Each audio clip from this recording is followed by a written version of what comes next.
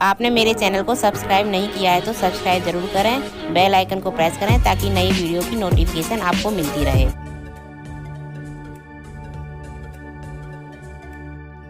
Good morning students, मैं मीता जैन, मेरे channel में आपका स्वागत है। आज हम पढ़ेंगे NCERT syllabus class 5 Hindi chapter 3 खिलौने वाला।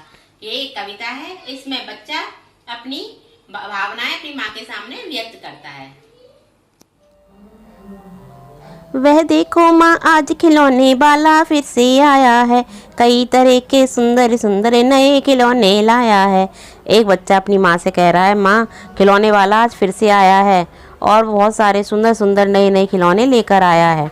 हरा हरा तोता पिंजड़े में गेंद, एक पैसे वाली छोटी सी मोटर गाड़ी है, सर सर सर चलने वाली। एक हरे रंग का तोता पिंजड़े में है और एक पैसे की गेंद मिल रही है।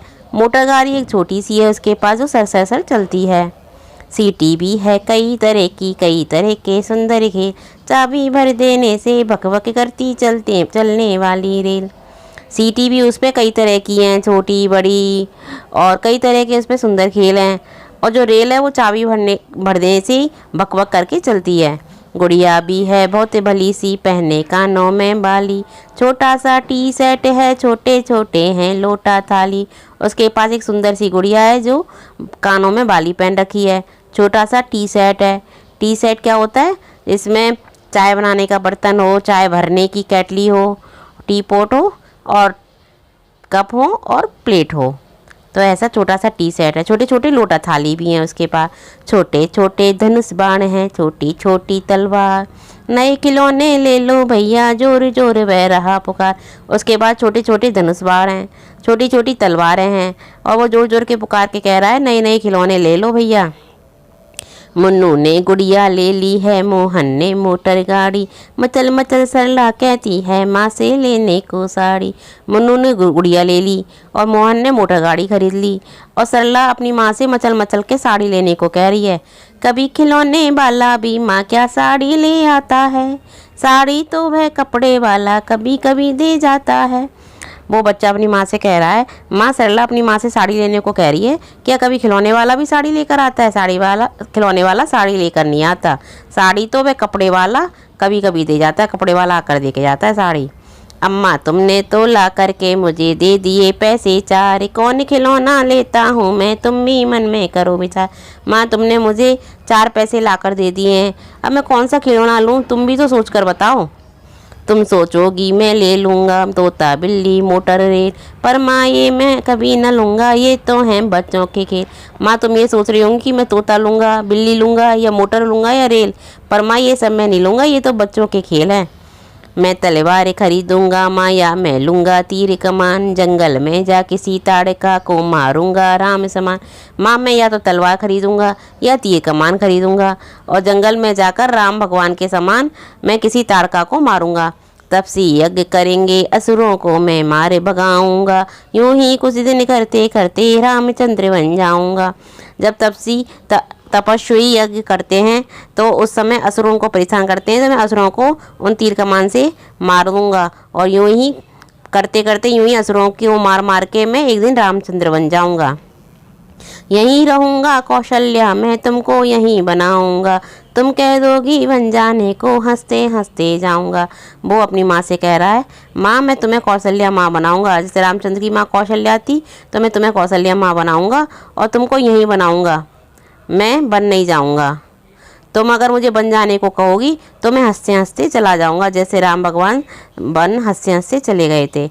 पर माँ बिना तुम्हारे बन में मैं कैसे रह पाऊंगा, दिन भर घूमूंगा जंगल में लौट कहाँ पर आऊँगा। माँ मैं तुम्हारे बिना बन में कैसे रहूँगा, दिन भर जंगल में घूमूंगा, लौट के कैसे आ पाऊँगा। किससे लूँगा पैसे, रूठूंगा तो कौन मना लेगा, कौन प्यारे से बिठा गोद में मनचाही चीज़ें देगा। मैं किससे पैसे लूँगा और रूठूंगा तो मुझे कौन मनाएगा, कौन प्यार से मुझे बिठाकर गोदी में मेरी मनचाही चीज़ें देगा। तो ये कविता सुभद्रा कुमारी चौहान ने लिखी है। एक माँ से बच्चा अपनी भावनाएं व्यक्त कर रहा है। अब इसके हम प्रश्नोत्तर देखेंगे। प्रश्न 1, तुम्हें किसी न किसी बात पर रूठने के मौके तो मिलते ही होंगे, तो का, अक्सर तुम किस तरह की बातों पर उठती हो? जब हम मम्मी पापा मुझे मनपसंद चीज़ें या खिलौने लाकर नहीं देते तो हम रूठ जाते हैं, मैं रूठ जाती हूँ या मैं रूठ जाता हूँ, इस तरह इसका आंसर होगा। माँ के अलावा घर में और कौन कौन है जो तुम्हें मनाते हैं? माँ के अलावा पापा, भैया, दादा दादी मुझे मनाते हैं।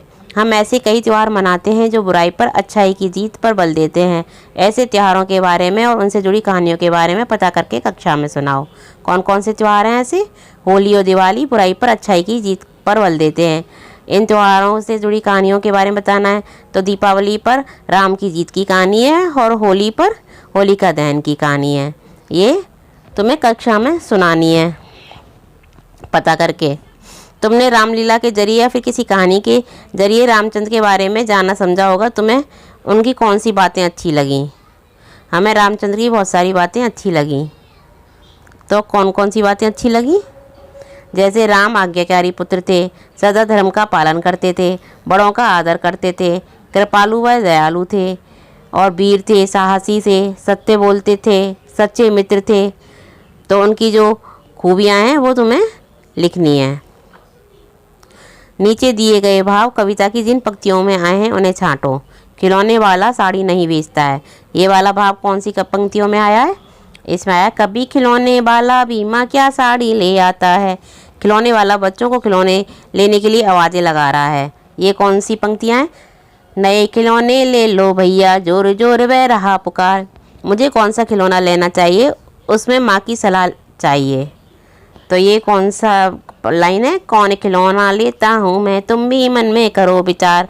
माँ के बिना कौन मनाएगा और कौन गोद में बिठाएगा?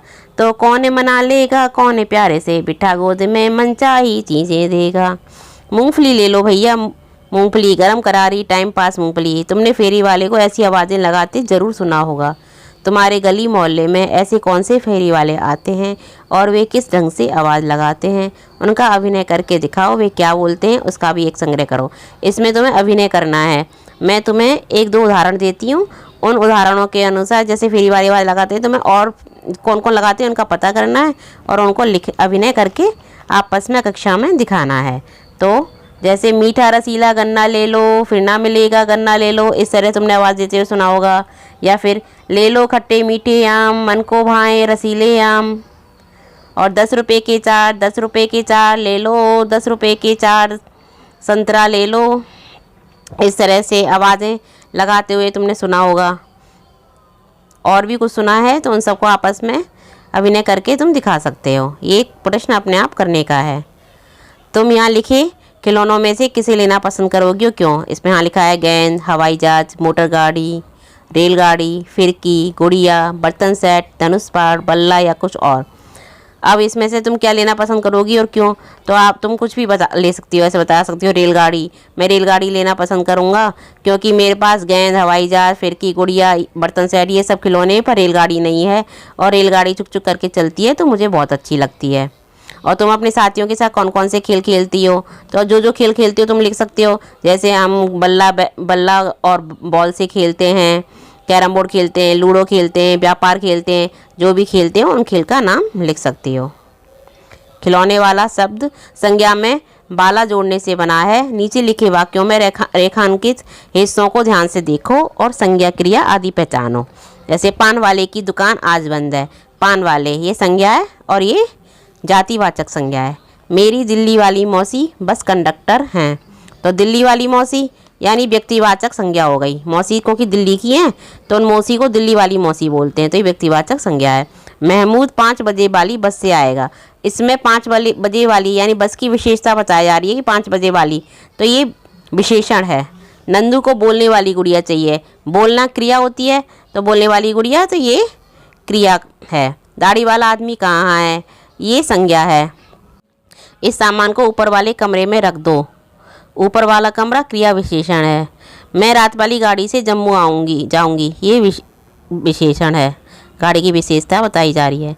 क्या तुमने रामलीला देखी है? रामलीला की किसी एक लघु कहानी को चुनकर कक्षा में अपनी रामलीला प्रस्तुत करो।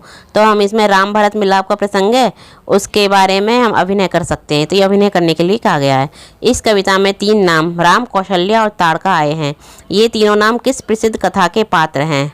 ये तीनों नाम रामायण कथा के पात्र हैं और रामायण को रामचरितमानस भी कहते हैं। तो ये दोनों किताबों के पात्र हैं। यहीं रहूँगा कौशल्या में, तुमको यहीं बनाऊंगा। इन पंक्तियों का कथा से क्या संबंध है? वो अपने आप को रामचंद्र मान रहा है और अपनी माँ को कौशल्या मान रहा है। तो वो कह रहा है कि माँ मैं यहीं रहूँगा और तुमको यहीं पर ही रहते हुए कौशल्या बनाऊंगा, मैं वन में नहीं जाऊँगा। इस कथा के कुछ संदर्भों की बात कविता में हुई है। अपने आसपास पूछकर इनका पता लगाओ। जैसे तपसी यज्ञ करेंगे, असुरों को मैं मार भगाऊंगा। भगवान राम ने तपस्वी जो यज्ञ करते थे उनकी रक्षा के लिए असुरों को मारा था। तुम कह दोगी वन जाने को, हंसते हंसते जाऊंगा। तो माँ से कह रहा है अगर तुम मुझे वन जाने को कहोगी तो मैं हंसते हंसते चला जाऊंगा, जैसे राम भगवान हंसते हंसते वन चले गए थे अपने माता पिता की आज्ञा पर। अब इस पाठ के प्रश्न उत्तर पूरे हो गए।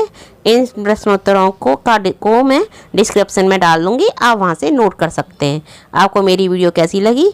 अच्छी लगे तो लाइक और शेयर करें। सब्सक्राइब अगर कर दिया है तो ठीक है, अगर सब्सक्राइब नहीं किया है तो सब्सक्राइब ज़रूर करें। Thank you.